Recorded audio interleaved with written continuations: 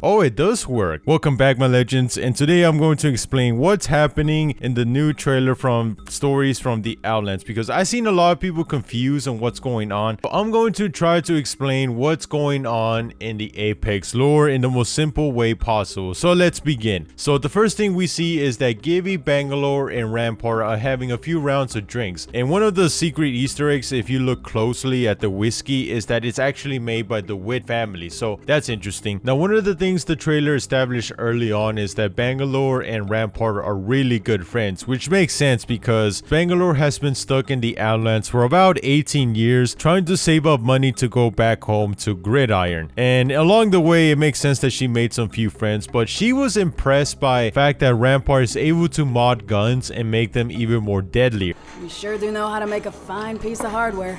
We noticed from the other message from Dion Picard, who was very impressed. Lovely Lady Parrot, it's Dion Picard.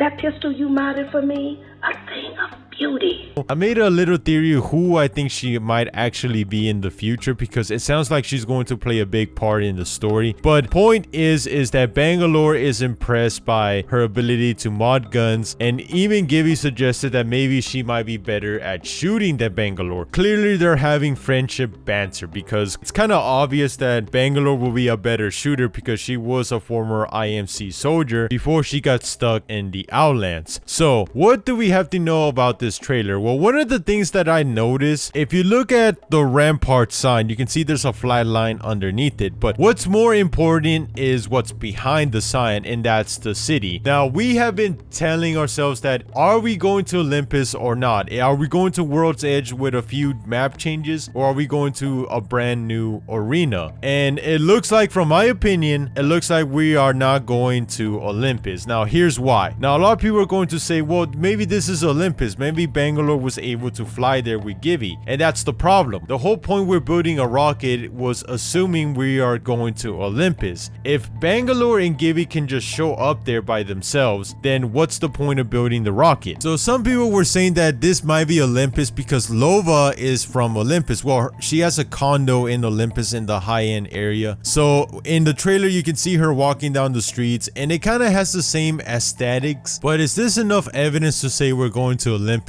I have no idea. For all we know, this could be outside Kings Canyon. Point is that I don't want to hype myself up too much, because if there's no new map, I'm going to be a little bit disappointed in that. So please don't give me hope. Now, when Gibby and Bangalore left later on, we see that Rampart was about to close up shop when a group of gangsters come in and try to cause trouble. Now, who are these people? Well, it's presumed that the blue-haired girl is the one that was telling Rampart that, hey, you seem tired and I think you should lose the next match of yours. Hey, Parek.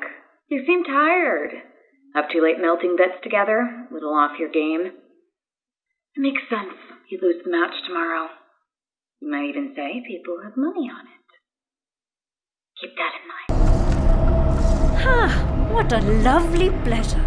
I usually don't do a gauntlet round twice in one day. Now, I saw some people were confused about this part. They were thinking that if this had anything to do with Octane's on Gauntlet record. And no, when they were talking about the Gauntlet, they were talking about underground fights. So think about it like Fight Club, if you ever seen the movie. The first rule of Fight Club is we don't talk about Fight Club, except for this instance. So basically they have Fight Clubs, which is basically like 1v1s, where you fight somebody else to the death or until they're too injured to continue on. But unlike Fight Club, where it's just using your fists, I think in this particular instance you're allowed to use weapons, because in the last voice message that we got, this guy named Grims said, "Hey, you were the one I saw in the gauntlet, yeah?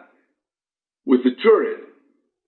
Well, I could sure use one of those." that, oh, you're the lady that used that minigun, I could sure use one of those. So it's kind of telling us that in these fight clubs, they're secret and underground and you're allowed to use weapons. So basically it's like the gulag from Call of Duty Warzone. So there you go. Maybe in the future, this is, if you guys want to play solos, they might make a fight club gulag mode, who knows. So what we know is that they came to her shop because they were pretty pissed that she won the match. Now when you first see this group of 5 for the first time, you think these people will be very intimidating because they look like organized crime. I call him Team Rocket because are you ready for this logic? These people know who Rampart is. They know she's a person that modifies guns and makes them better. Her sign is basically screaming gun shop. And what did Team Rocket decide to do? They decided to bring medieval swords and weapons to a futuristic gun shop. I kid you not. Now what this tells me is that this group of gangsters have no idea what they're doing. So to call them organized crime is kind of a joke. Maybe they were able to get away with this with the small businesses that couldn't defend themselves, but somebody like Rampart thinking that you can just punk her like that, it's not going to happen. Now I do see the girl in the left, she has robotic arms, and that's one of the things I noticed is that all of them probably have some kind of robot enhancements. And yes, the two guys on the right do have some weapons. I think the guy who's like crouching down has like a shotgun, and the white hair on bootlegged Crypto has some kind of pistol. And long story short, they literally got bodied. So after that, Rampart goes to the blue hair girl, which was very interesting that she has blue hair. Who else do we know that has blue hair?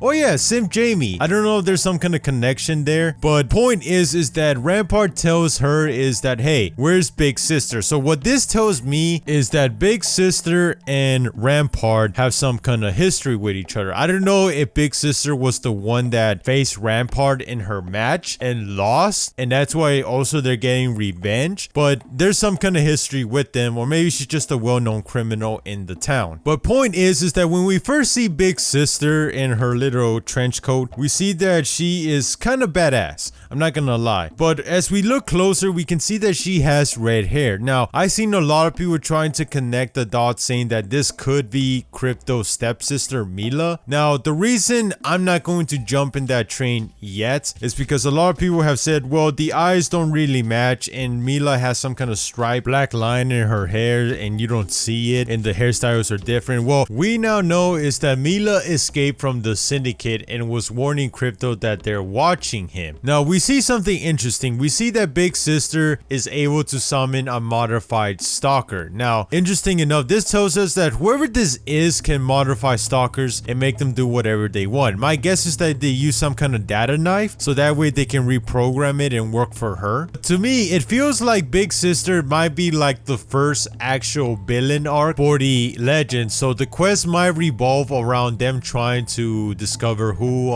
Big Sister actually is, because she might have some information or be connected to somebody that they would need to know in order to go to Olympus. So when Rampart destroyed the modified stalker, the blue hair girl was able to get the drop on Rampart because she was able to use her cloaking device. And this is where things get a little bit weird because they knock Rampart out, so you would think they will kill her, but they don't really do that. They just burn down her shop for some reason. But this is bad because now she's financially ruined because her shop is destroyed and clearly she's not going to have any insurance, and good luck reporting this to the police because they're probably not going to do anything about it. And here comes Cuban Bliss giving her a helping hand and inviting her to the Apex Games because clearly she's going to need money, and because she's in the game she's going to have a place to live in the dropship. But then this begs the question, what was Cuban Bliss doing outside her shop? Was Cuban Bliss following the group of gangsters, more specifically Big Sister, or was he keeping an eye on Rampart? We don't know that yet. Cuban Bliss invited her to the Apex Games, which is some form of an endorsement, which makes her automatically qualified to be on the games because clearly she's going to start over because she lost everything when they burned down her shop. So maybe this is the reason why she looks up to Cuban Bliss, because he gave her this chance to start all over. Even though he kind of admitted that he watched the whole thing and was impressed by it, he could have stopped it but decided not to. So yeah, it's such a great role model to look up to. So anyways, that'll do it for this video. I would start to theorize who I think Big Sister could be, their connections, what was Bliss doing outside the shop, and yeah, I'll see you all next time. Peace.